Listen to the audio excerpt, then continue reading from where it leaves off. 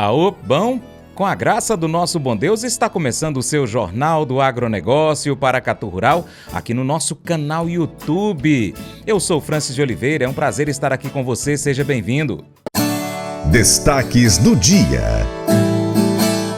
Nesta edição, confira: rentabilidade do produtor de leite cai 28% em 2026. Frio afeta o consumo de frutas e produção de hortaliças, a partir de agora. Notícias do leite.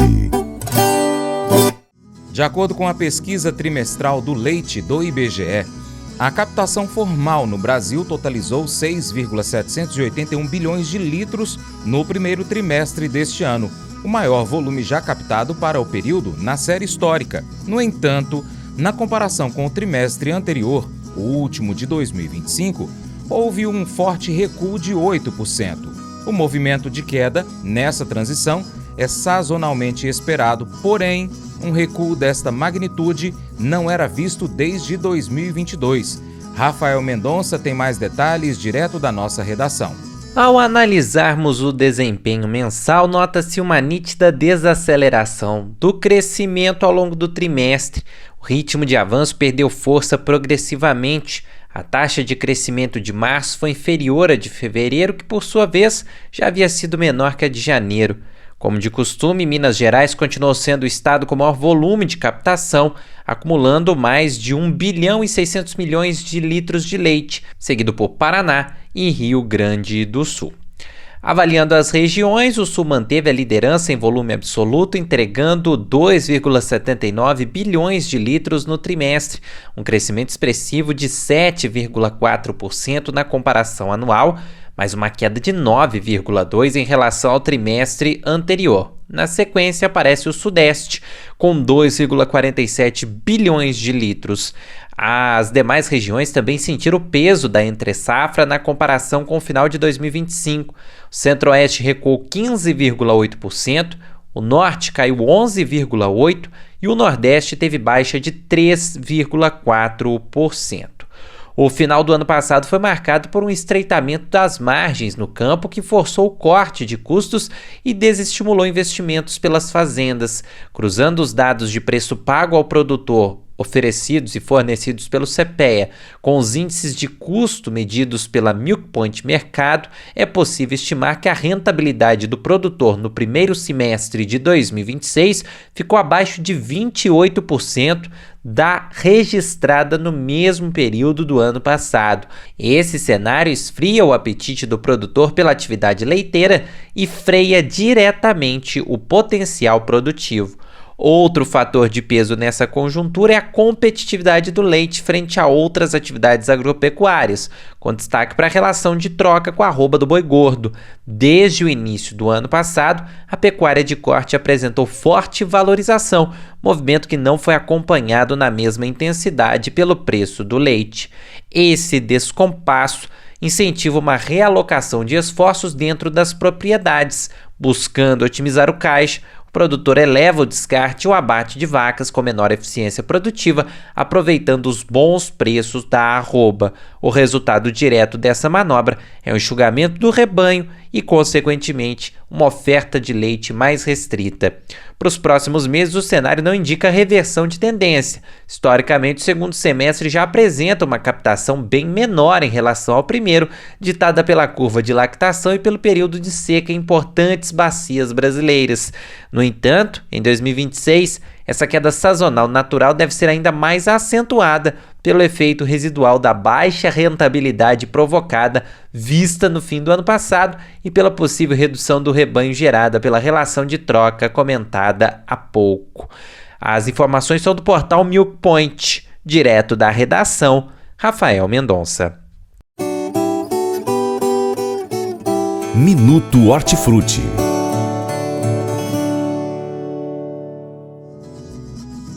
O clima mais frio já está interferindo na produção e no consumo de frutas e hortaliças. Enquanto as baixas temperaturas limitam a maturação das hortaliças, neste início das safras de inverno também reduzem o consumo de frutas.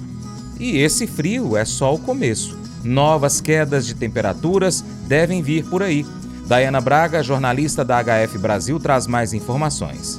E desde maio já estamos sentindo a queda nas temperaturas, típicas para o período, fator que já tem interferido na produção de hortaliças. Em junho, a oferta de tomate deve aumentar com a intensificação da safra de inverno, com produtividade, por outro lado, ainda abaixo do potencial. E o clima frio pode continuar limitando a maturação do tomate. Para a alface, a expectativa para junho é de aumento gradual da oferta e retomada do rendimento, conforme a colheita da safra de inverno avança. Mas caso as temperaturas sejam muito baixas e haja elevada umidade nesta estação, com formação de geadas, por exemplo, perdas podem ocorrer nas lavouras. Os preços da batata não devem ter queda muito acentuada em junho, mesmo com o avanço da safra das secas, já que a oferta deve seguir controlada por enquanto. E também para a cebola, o mês ainda deve ser de bons patamares de preços, até que as regiões produtoras do Nordeste e do Cerrado aumentem as atividades no campo. E para encerrar o bloco das hortaliças, vamos saber como ficará o mercado de cenoura com a pesquisadora de hortaliças do CPEA, Renata Menezes. Olá, Daia! Após um forte aumento nos preços da cenoura, a expectativa para junho é que os preços comecem a cair de forma gradual.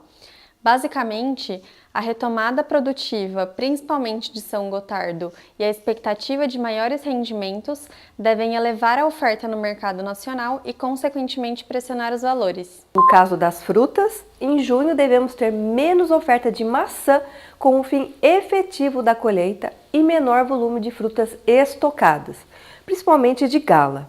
Por conta disso, os preços devem se recuperar em junho, diante da oferta mais controlada ao longo do mês. E com a chegada do inverno em junho e a possibilidade de novas ondas de frio, o ritmo de desenvolvimento das lavouras de mamão tendem a ser menor.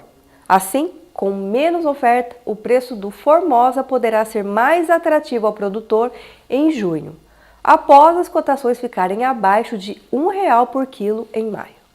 Já frutas com maior disponibilidade no mercado, temos a melancia, uma vez que tanto o volume quanto o rendimento podem aumentar em junho com a intensificação da colheita em Uruana, em Goiás. E seguimos com o Guilherme Abdala, pesquisador de frutas do CPEA, para falar um pouco sobre o aumento da oferta de melão. Em junho, no caso do melão, o Vale do São Francisco deve atingir o seu pico de colheita.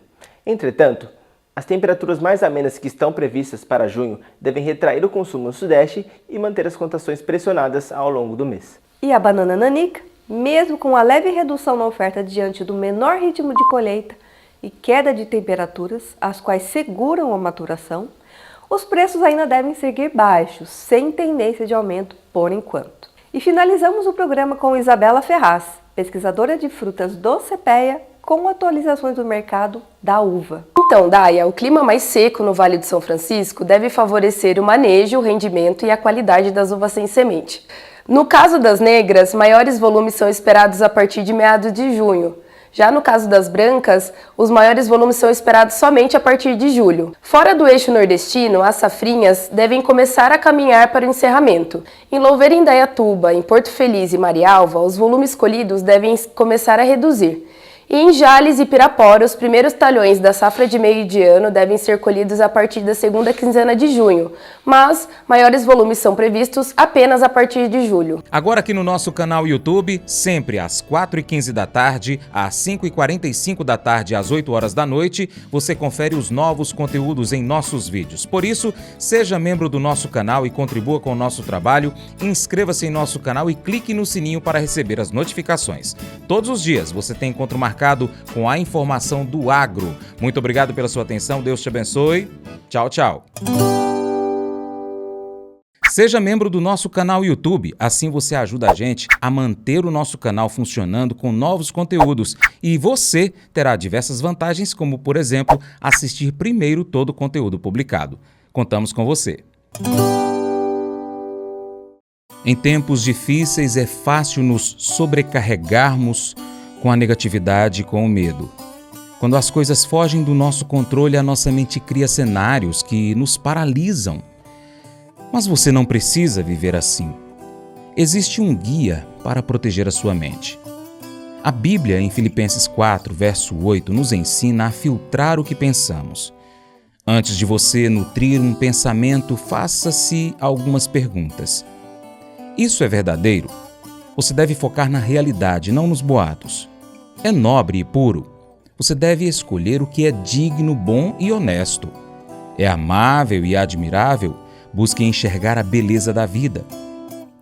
É excelente e digno de louvor? Pense nos planos e no cuidado de Deus por você. E se mesmo mudando seus pensamentos a situação continuar difícil, é aí que entra a fé. Você não foi criado para controlar o futuro. Essa é a função de Deus. Ele é onisciente e está no controle. E, acima de tudo, Ele vê você e está te protegendo mesmo quando você não consegue sentir. Nós não podemos controlar 100% dos nossos pensamentos o tempo todo, mas cada pequena vitória conta. Comece hoje a vencer essa guerra mental, assumindo o controle de um pensamento de cada vez. Confie em Deus. Guarde o seu coração. Deus te abençoe.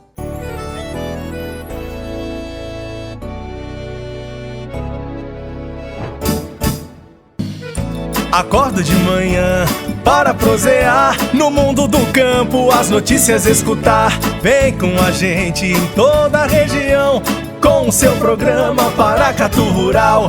Tem notícias, informação e o mais importante, sua participação. Programa Paracatu Rural. Programa Paracatu Rural.